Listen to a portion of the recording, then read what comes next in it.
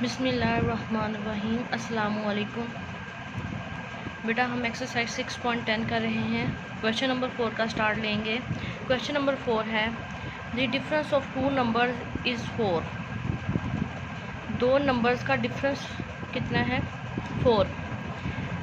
This सबसे पहले तो जो बात माइंड में आती है कि दो नंबर कौन से हैं जिनका डिफरेंस जो है वो 4 है। ठीक है, तो कहते हैं sum of twice of one number, एक नंबर का दुगना और उसका sum, and 3 times of other number, और दूसरे नंबर का 3 गुना, यानी एक नंबर का 2 गुना और एक नंबर का 3 गुना उनका सम किसके इक्वल है? 43 के। फाइंड दी नंबर फाइंड करें। सबसे पहले देखें सबसे पहले हमने नंबर सपोज कर लेने हैं। वो कौन से नंबर है जिनका डिफरेंस जो 4 कह रहा है और सम करना है। सबसे पहले नंबर आपने सपोज कर लेने हैं। सपोज ये नंबर x एंड y, दो नंबर्स है ना, x and y। Twist of one number, बात हुई थी ना जो स्टेटमेंट में कि एक नंबर का दुगना, तो एक नंबर क्या है x, उसका क्या है 2 गुना 2x, और एक नंबर का 3 गुना भी कहा था, और दूसरे 3 numbers of other number, 3 times of other number कौन सा है? y, उसका क्या है 3 गुना। ठीक है, एक दो नंबर है हमारे पास x एंड y, उसका एक का 2 गुना है वो 2x और दूसरे का 3 गुना है वो 3y। पहली कंडीशन थी कि उन दोनों का डिफरेंस जो है वो 4 है। पहली लाइन में देखें कि कहता है sum of two numbers, difference of two numbers is 4।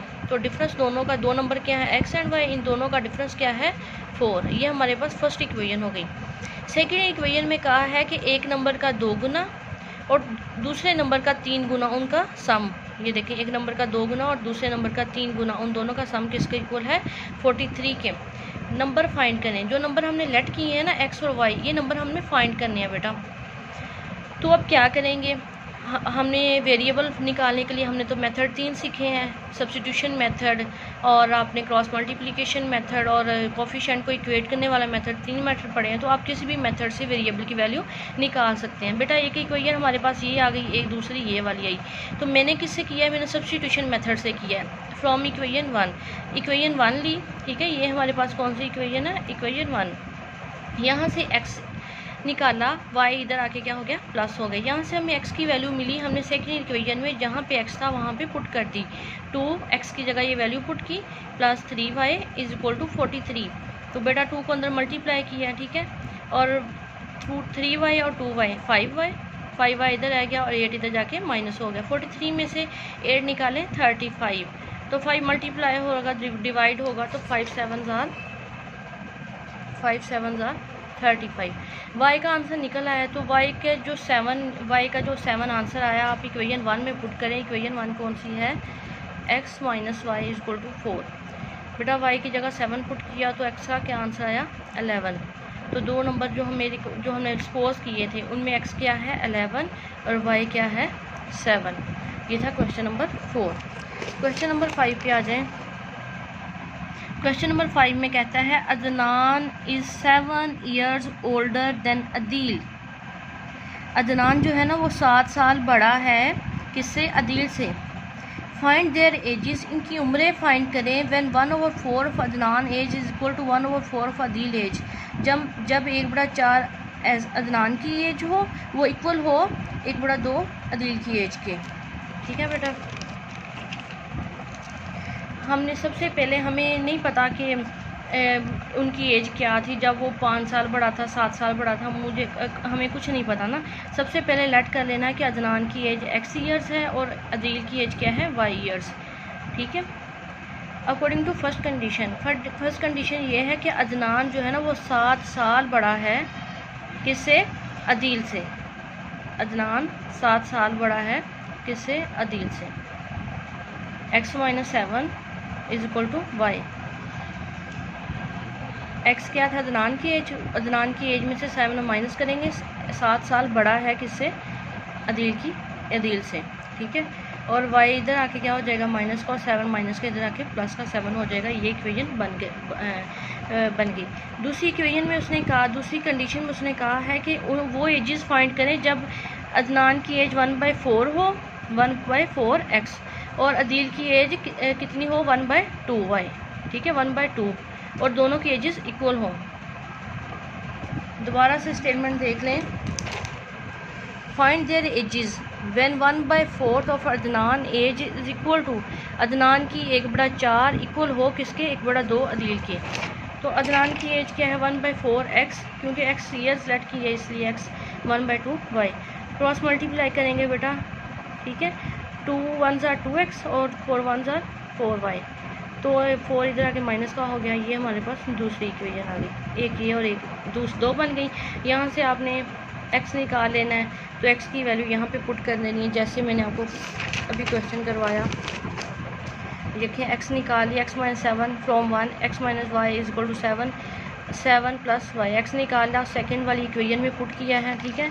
Put करने के बाद यहाँ से देखें कि 2 7s are 14, 2y - 4y, 4y में से 2y गए 2y इधर आके प्लस हो गया, और 14, 2 1s are 2, 2 7s are 14, y 7 आ गया। तो y की वैल्यू आप फर्स्ट वाली equation x - y is equal to 7 में पुट करें, तो बेटा x का क्या आंसर आ जाएगा 14।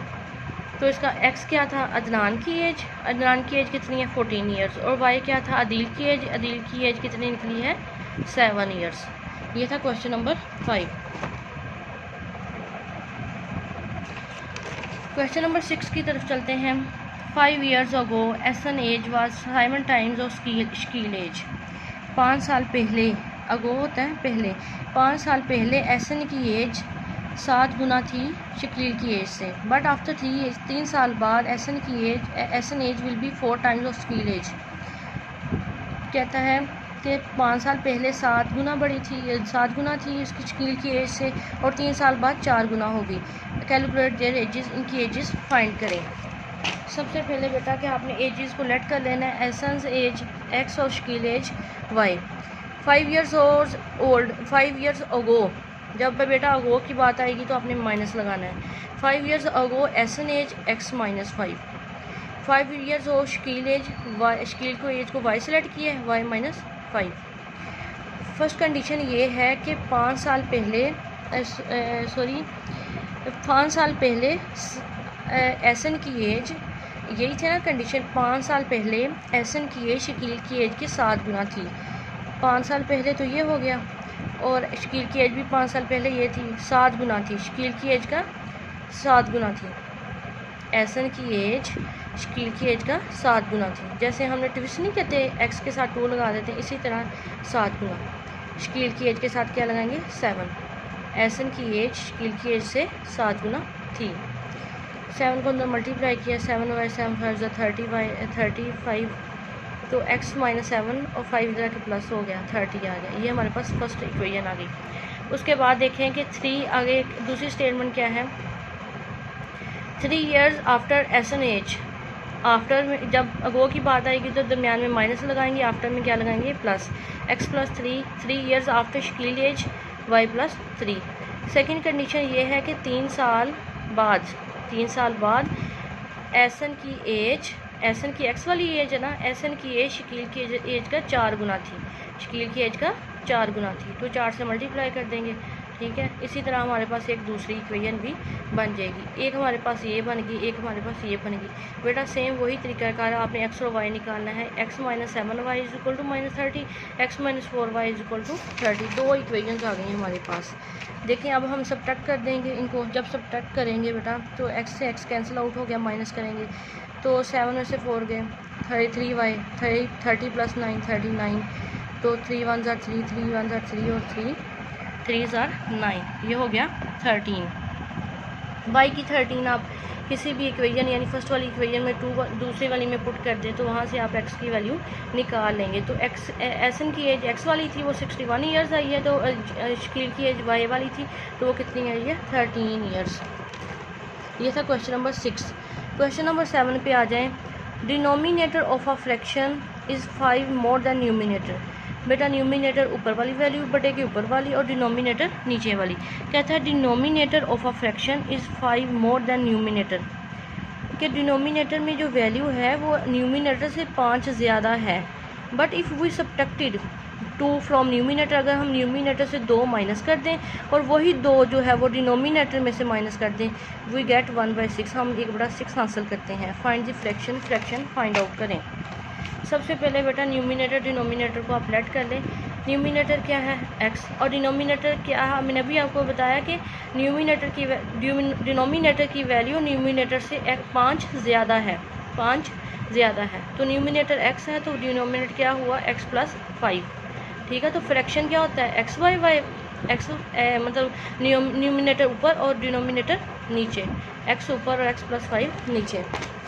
कंडीशन ये है कि अगर आप ऊपर न्यूमिनेटर में से 2 माइनस करते हैं और वही 2 आप नीचे डिनोमिनेटर में से माइनस करते हैं तो वो किसके इक्वल आ जाता है 1/6 से।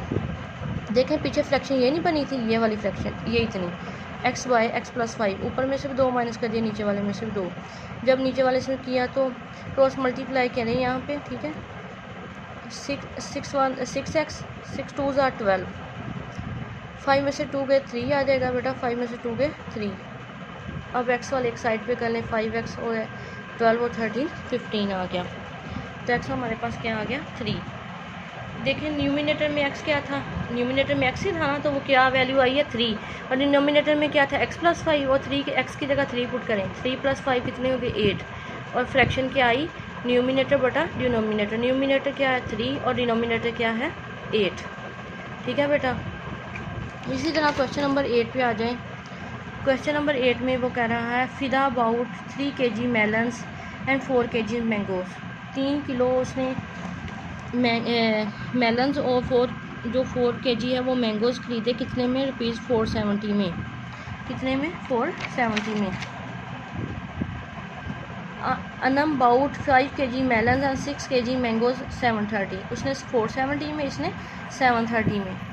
Calculate the price of melons and mangoes पर केजी, मेलन्स की और मैंगोज़ की पर केजी यानी 1 kg के लिहाज से प्राइस फाइंड आउट करनी है हमने। सबसे पहले बेटा हमें तो टोटल बताइए ना कि कितनी है, 470 और 730, हमें पर केजी तो नहीं ना पता। सबसे पहले लेट करेंगे प्राइस ऑफ मेलन्स एक्स पर केजी, यानी एक्स क्या है पर केजी, मेलन्स की पर केजी निकालनी है तो एक्स पर केजी, और मैंगोज़ ₹y पर केजी। कंडीशन क्या है कि 3 किलो यानी 3 kg मेलन्स और 4 kg मैंगोज़ की कीमत कितनी थी 470, और जो अनम ने ख़रीदे हैं वो 5 kg मेलन्स है और 6 kg क्या है मैंगोज़, उनकी कीमत है 730। ये हमारे पास 2 इक्वेशन आ गई। तो अब इनको सॉल्व कैसे करना है बेटा, मैंने आपको सॉल्व करने का तरीका बताया है कि एक कोफिशिएंट आप इक्वेट कर लें, बराबर कर लें। यहाँ पे x बराबर करते हैं तो पहली इक्वेशन को 5 से मल्टीप्लाई करेंगे, 5 3 = 15, और इसको 3 से, 3 5 = 15, दोनों इक्वल हो जाएंगी तो सब्ट्रैक्ट कर देंगे। मल्टीप्लाई किया है हमने, करने के बाद देखें 2 इक्वेशन हमारी सब्ट्रैक्ट 2 इक्वेशन इक्वेट हो गई, x कोफिशिएंट इक्वेट हो गया, तो उनको माइनस किया है 2y = 160, तो y की वैल्यू क्या आएगी यहाँ से 80 आ जाएगी। तो y की वैल्यू आप किसी एक में पुट कर लें, 1 में पुट कर लें, 2 में पुट कर लें, तो वहाँ पे आप क्या निकालें x की वैल्यू निकालें, जैसे पिछले क्वेश्चन में किया है। तो यहाँ पे मेलन्स की जो प्राइस आई है वो 1 kg की 50 आई है, और मैंगोज़ कितने 80 पर kg। ठीक है बेटा, ये था क्वेश्चन नंबर 3 4 5। क्वेश्चन नंबर 4 5 6 7 और 8। आपको कहीं प्रॉब्लम हो आप मेरे से दोबारा पूछ सकते हैं। थैंक यू, अल्लाह हाफिज़।